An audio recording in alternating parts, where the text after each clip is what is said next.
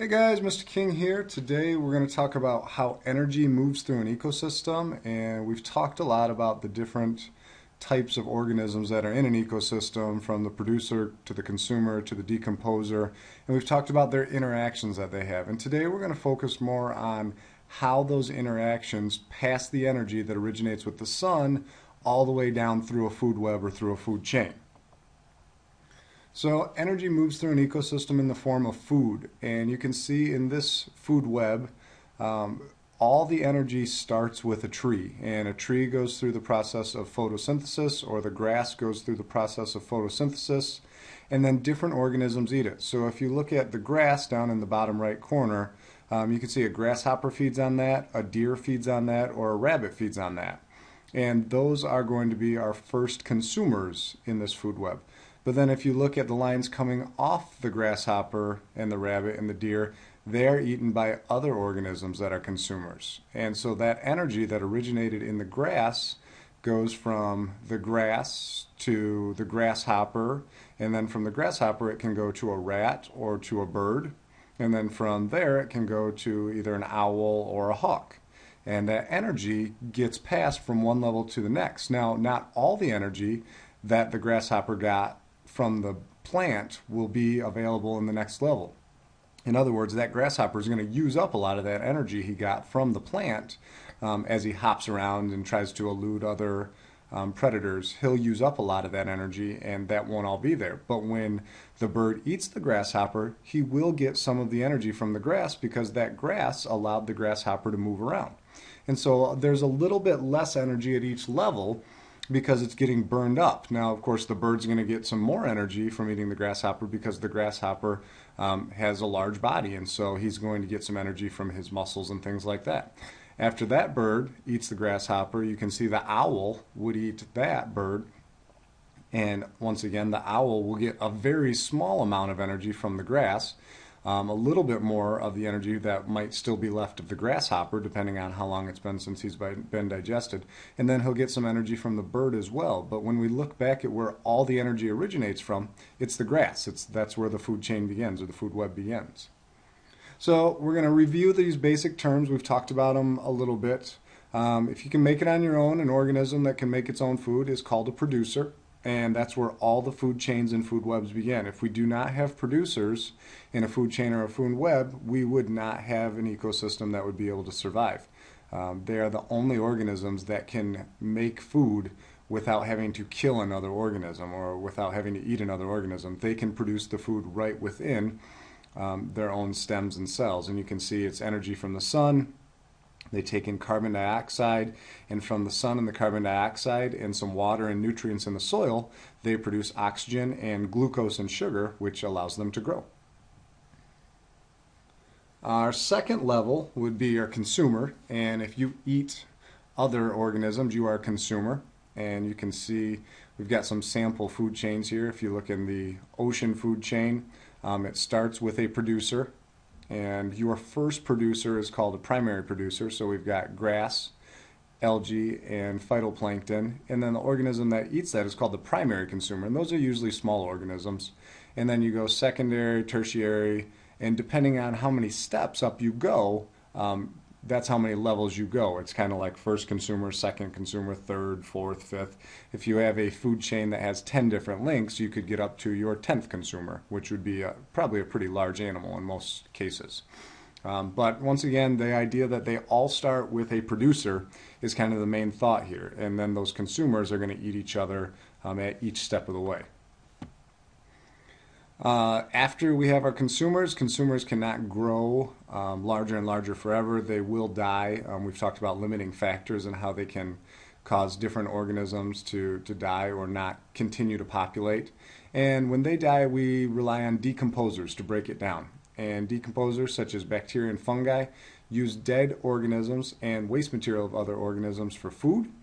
And they break down all of that stuff and they return all the nutrients back to the soil.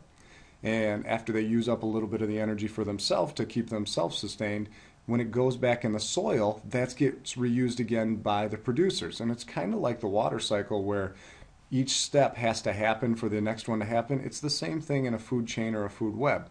If we don't have the producers making their own food, we can't have the consumers eating them. If we don't have the consumers dying out, we don't have the ability to return those nutrients. And so the decomposers return all those nutrients that are in the consumers' bodies after they die back into the soil, and it allows the plants to grow again. So check out this song about decomposers.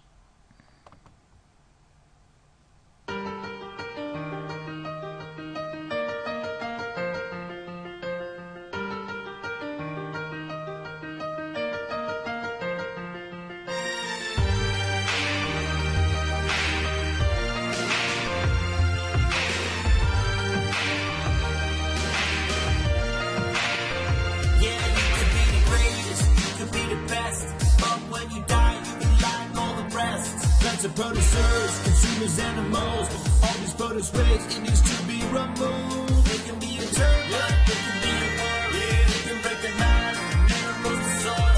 It can be a mushroom, release chemicals, dedicated return nutrients to earth. Decomposers help decay,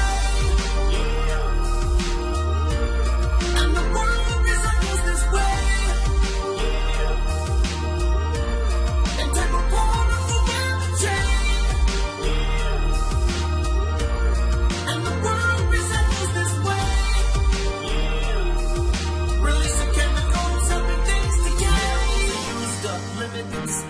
Someone needs to put back materials in place. They could be the hero, they could get the gold. Without decomposers, the ecosystem's broke. Benefits on people, benefits on life.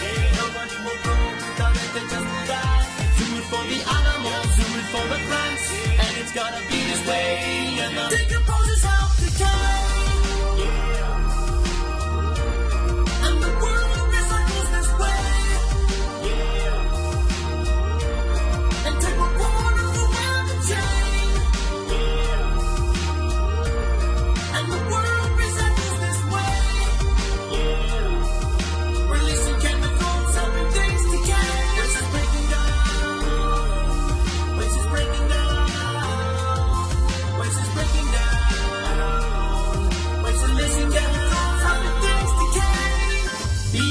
Bacteria, phytoplankton, what's a creature?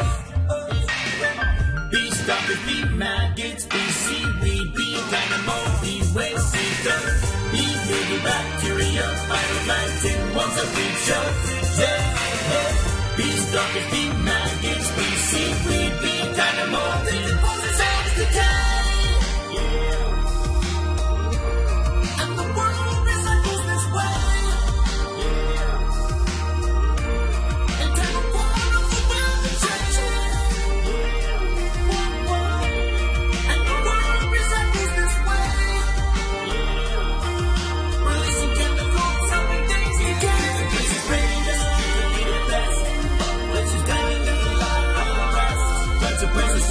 Consumers, animals, all these places raised, it needs to be removed. It can raise its hand, it can be a worm. It can raise its man, minerals the soil. It can raise its mushroom, release chemicals, dedicated rich in nutrients to decomposers help things decay.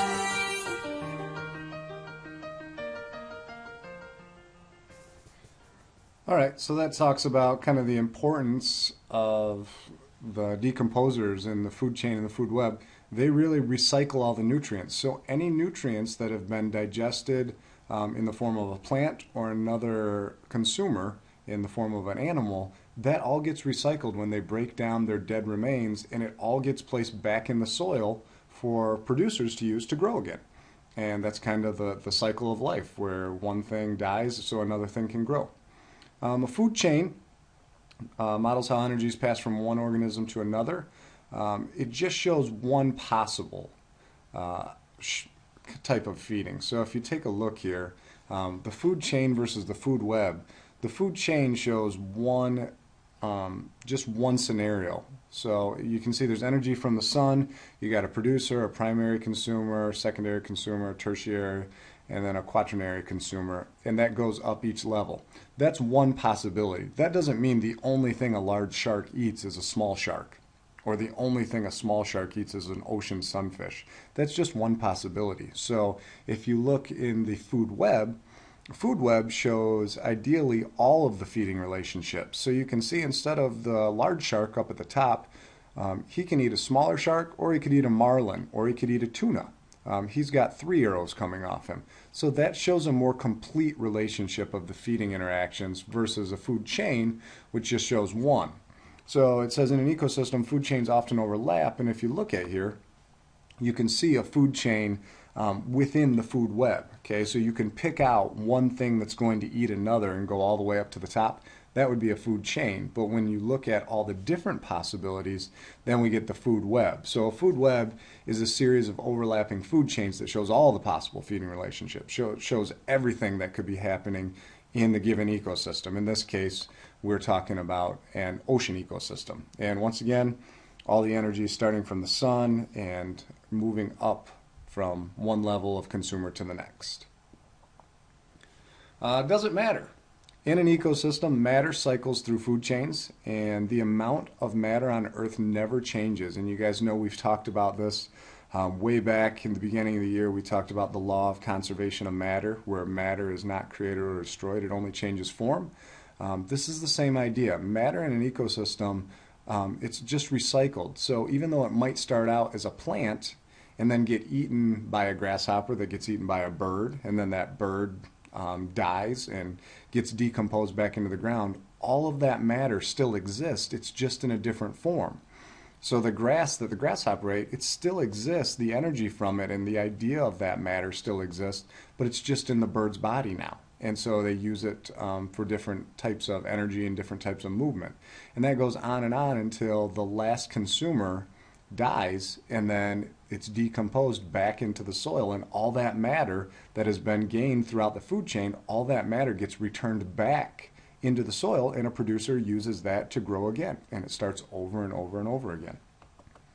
All right, guys. Well, I hope you're getting all this. I think we've talked quite a bit about it, and you guys know the importance of each different type of organism in an ecosystem. So you guys have a wonderful night. Remember to do the quiz on the back. Write some good questions. Obviously, there's lots of good stuff that you can deal with our different types of producers, consumers, and decomposers.